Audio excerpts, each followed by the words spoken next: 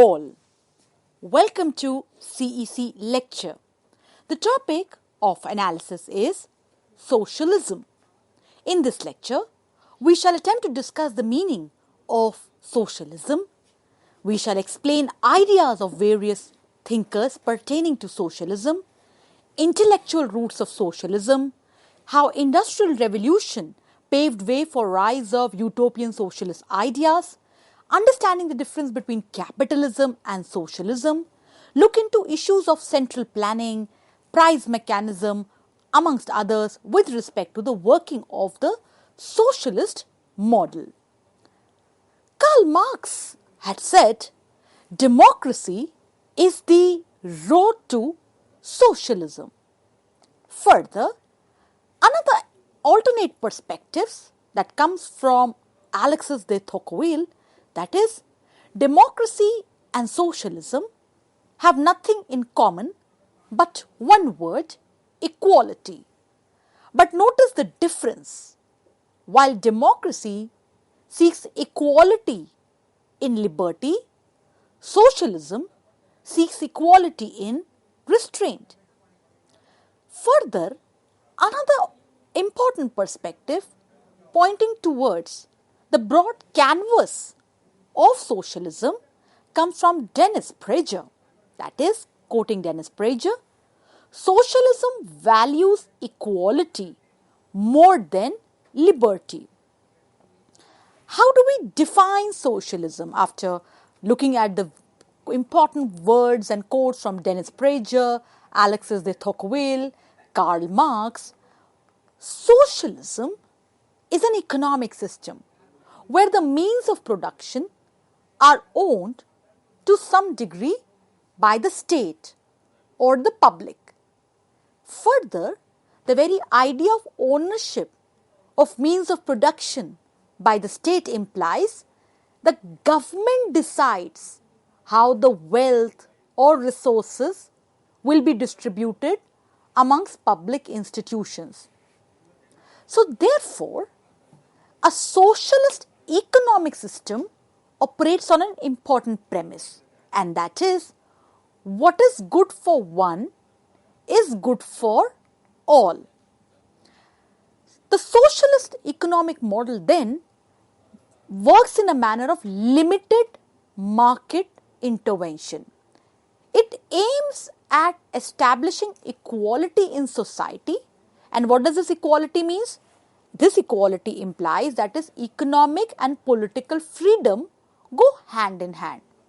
Further, socialism strives, and it also involves equality of opportunities, the right to work according to ability, and even socialist ideas stand up for equal pay for equal work.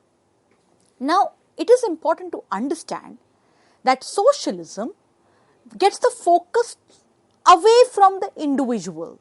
That is, it's the community rather than individuals that should own and manage property and natural resources.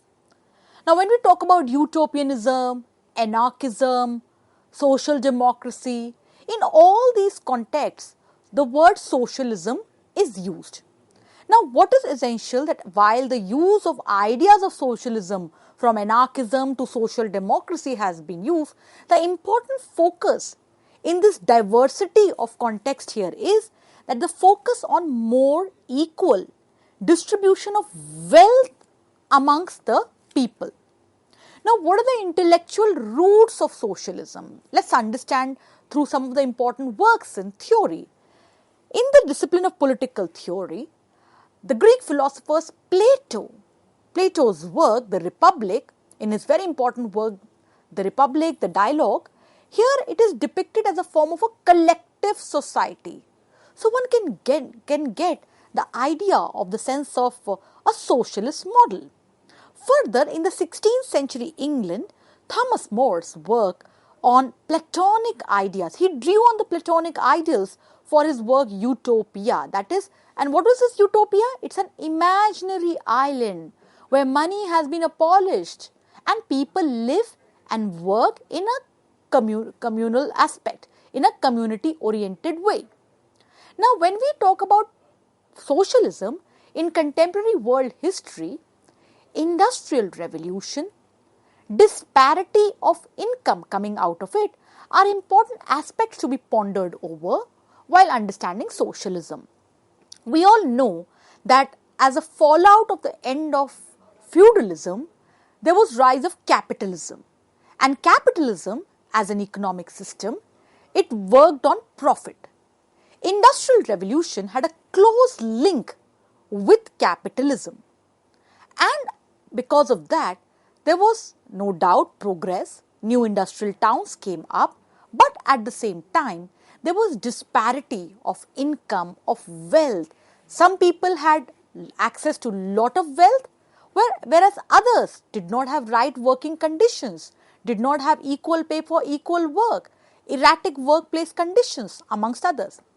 In that aspect, in the similar perspective, if we can recall the work of Karl Marx and Friedrich Engels in the Communist Manifesto or the Manifesto of the Communist Party in 1848, wherein it was proclaimed that in a socialist society, the condition for the free development of each is the free development of all.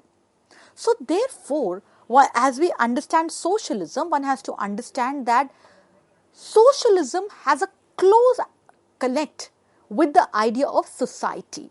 Society that stands for interdependence, that stands for togetherness, where it stands for coexistence.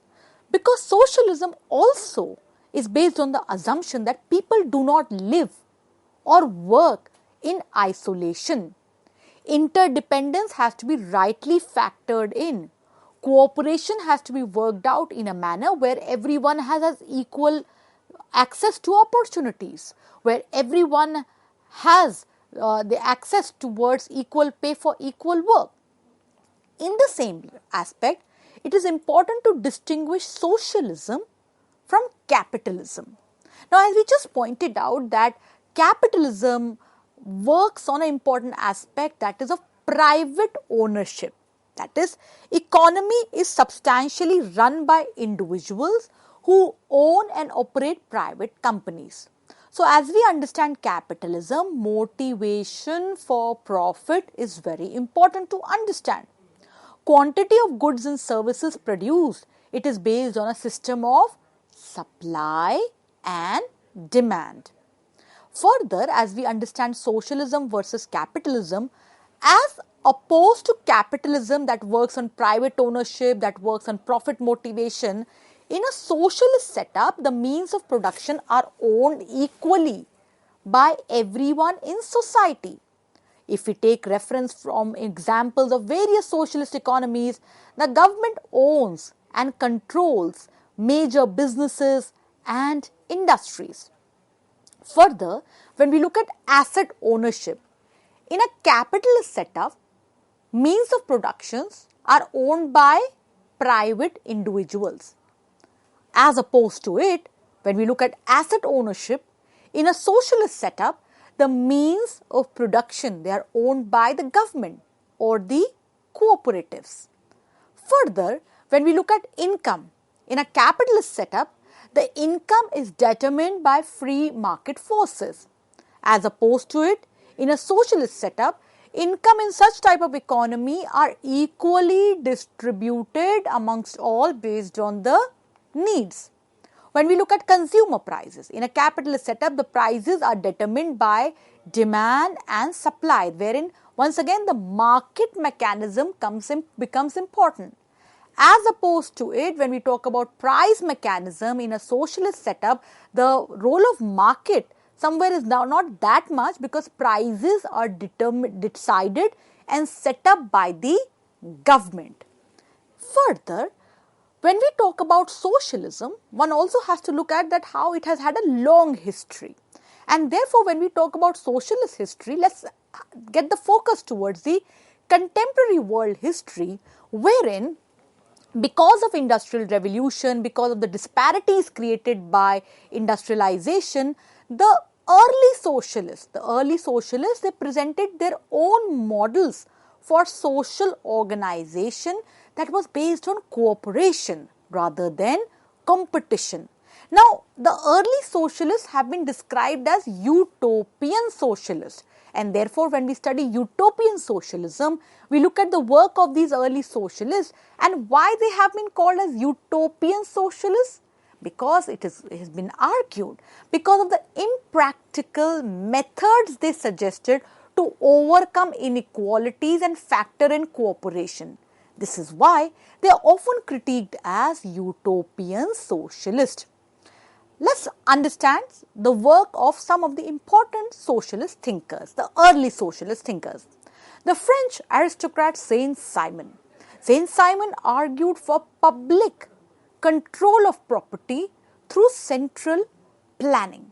Saint-Simon's very important work, Novio Christianisme, 1825, he proclaimed that a brotherhood of man that must accompany the scientific organization of industry and society. Some of the early socialists, Charles Fourier, the French philosopher. Charles Fourier's work has been interpreted as a utopian socialist work based on the idea that natural passions of human beings, if properly channeled, would result in social harmony. Further, when we talk about the early socialist work and look at the work of French philosopher Charles Fourier, Fourierism, that is the philosophy of social reform. And herein, in this philosophy of reform, it is pointed out the transformation of society into self-sufficient, independent phalangists. Further, the important work of Louis Auguste Blanqui, now reading from his very important work, Democratic Propaganda, that we read from Marxist.org, that is, quoting Louis Auguste Blanqui, that the extension of political rights, electoral reforms, and universal suffrage can be excellent things, but only as means, not as goals. Quoting Louis Auguste Blanqui, that is, what our goal is it is the equal sharing of charges and benefits of the society, that is the total establishment of reign of equality. So this work tells us that it cannot be to have political rights is not as sufficient. What is essential here is equal sharing of benefits and charges of society, and that tells us that how socialism then uses the economic means, the control of economic means as an important pillar to factor in equality. Further, as we understand early socialist perspectives, the ideas of Pierre-Joseph Proudhon, who called property as theft, is also very important to understand. And this idea of property being a theft is further developed in a deeper manner by the work of Karl Marx also. Further, when we discuss early socialist, the work of Louis Blanc, that is, theory of worker-controlled social workshops, as the thinker pointed out, that is, competitive capitalism, that is then developing in France, it tended to stunt the human personality. Why? Because competition is inherent in capitalism, and capitalism works for profit. So, as per Louis Blanc, it stunts human personality because it puts one human person against the other.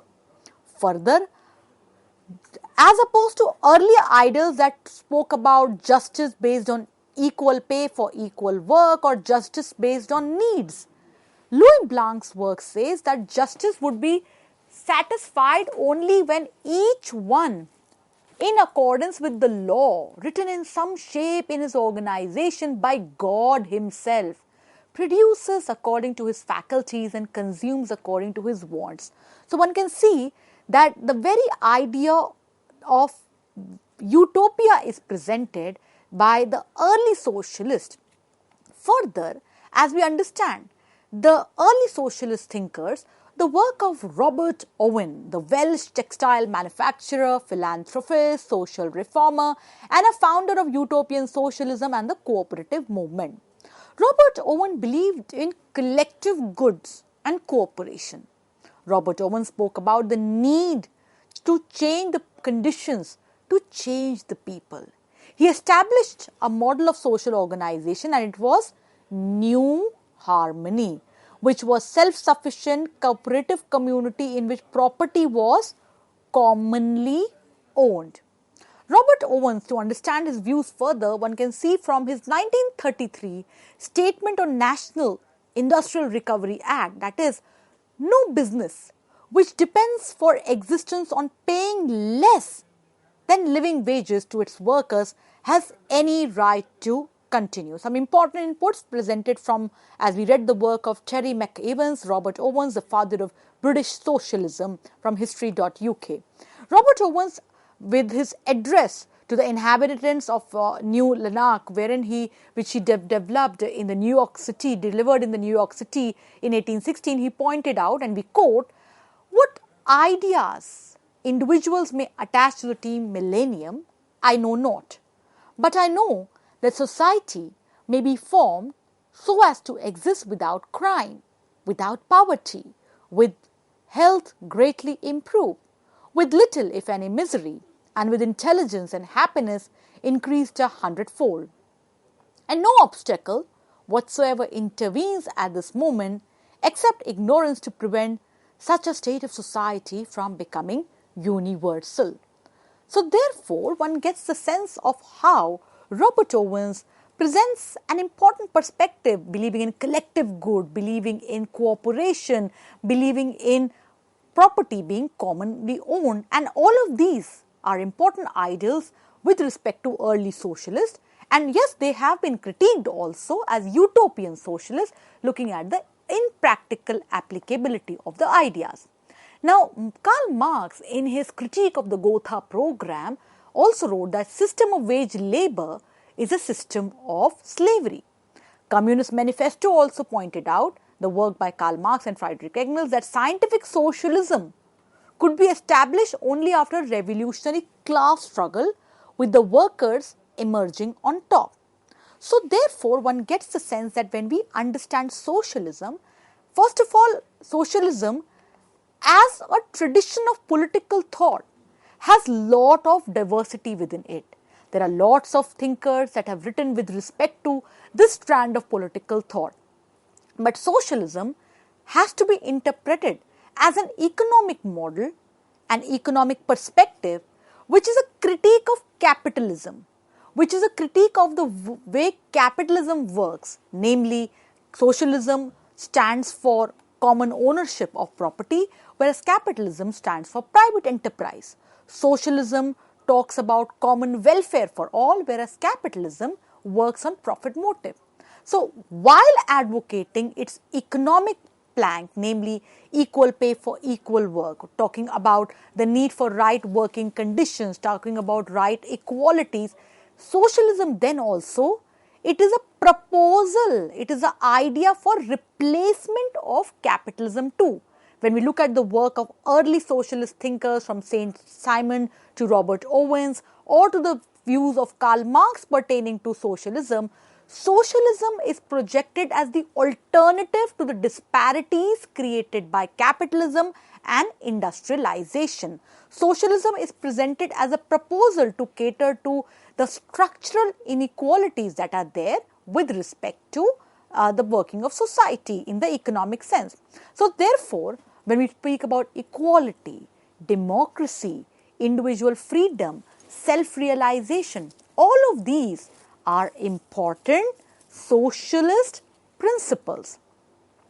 Further, when we discuss the advantages of socialism, once again, one has to look at the advantages with respect to capitalism.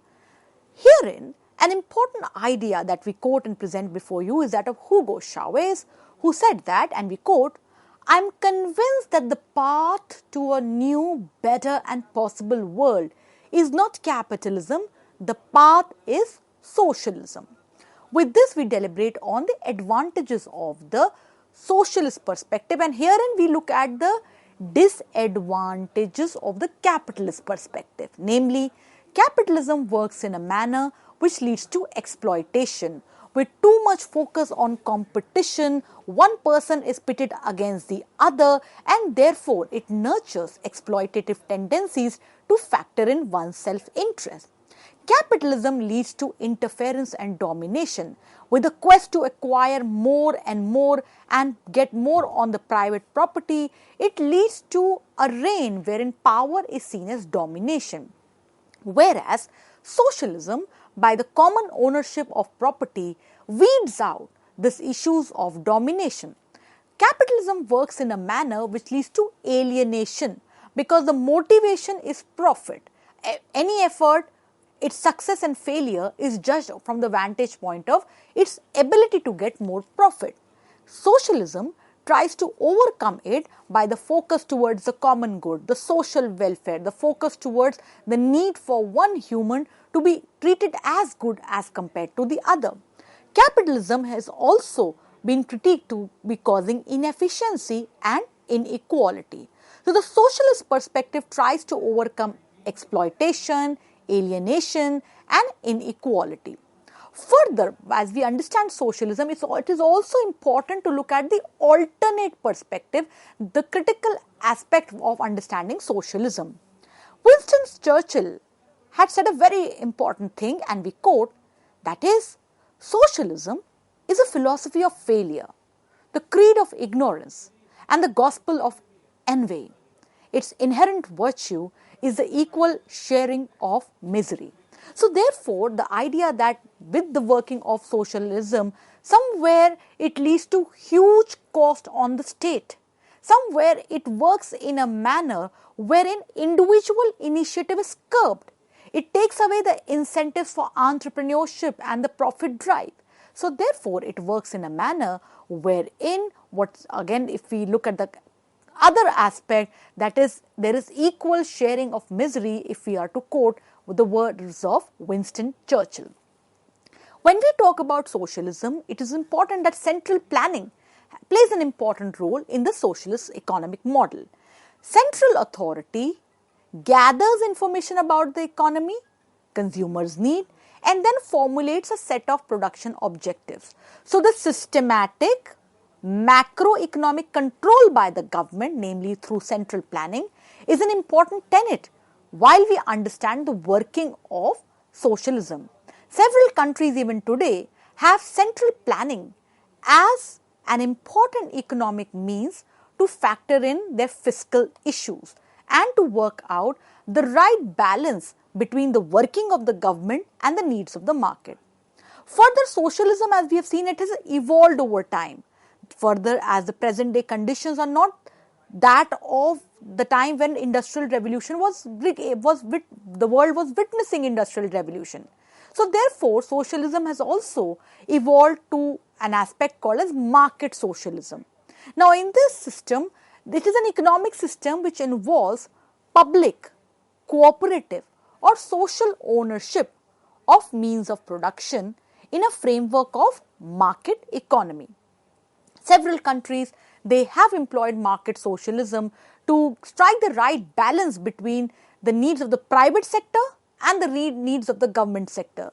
The need to look after the common good and welfare, and the need to also factor in entrepreneurship and innovation. Further, socialism also has to be understood with reference to piecemeal reforms, wherein in place of a big bang approach, within the socialist movement, reformism is the view that gradual changes through existing institutions can eventually lead to fundamental changes in a society's political and economic systems. So therefore, dear learners, as we understand socialism, it is important to understand socialism with reference to the idea that how various thinkers from Karl Marx to Alexis de Tocqueville to the utopian socialists, they have focused on the important aspect of socialism.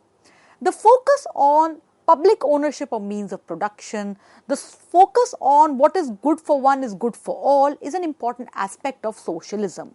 Socialism limits free market. It tries to strike for equality with equality of opportunities, right to work, equal pay for equal work. When we look at various contexts from utopianism to social democracy, socialism is an important tenet. But in all of it, the focus on equal distribution of wealth amongst the people is an important aspect of socialism. From the work of Plato to Thomas More, socialism has had an important place in the discipline of political theory. But industrial revolution with disparity of income led to a lot of voices speaking up with reference to socialism, because the capitalist system and the industrial revolution, working on private enterprise with motivation for profit, working on the basis of demand and supply, led to huge amount of disparity. Herein, the idea of socialism, wherein income being equally distributed based on needs, means of production being owned by government or cooperatives to factor in welfare, prices being decided and set by the government, were important aspects in the socialist literature to be, and they have been pondered over. The early socialists, Saint Simon, Charles Fourier, the work of Louis Auguste Blanquet, the work of Robert Owen, all of them focused on collective good, the need for a social organization based on the idea where property was commonly owned, and the idea of looking after the welfare of the worker. So therefore, socialism as an important tradition of political thought, it's a critique of capitalism, as well as it offers a ray of light as a proposal for its replacement. Even today, with the focus on individual freedom, democracy, equality, self-realization, the issues of central planning, market socialism, piecemeal reforms, in all this ambit, in various policy discourses, socialism as an ideology, as a political thought is debated quite often, and this speaks volumes about the significance of the socialism and significance of the important ideas pertaining to socialism. We hope that the lecture presented to you significant inputs and insights into the subject of socialism. We look forward to positive, encouraging feedback from you all.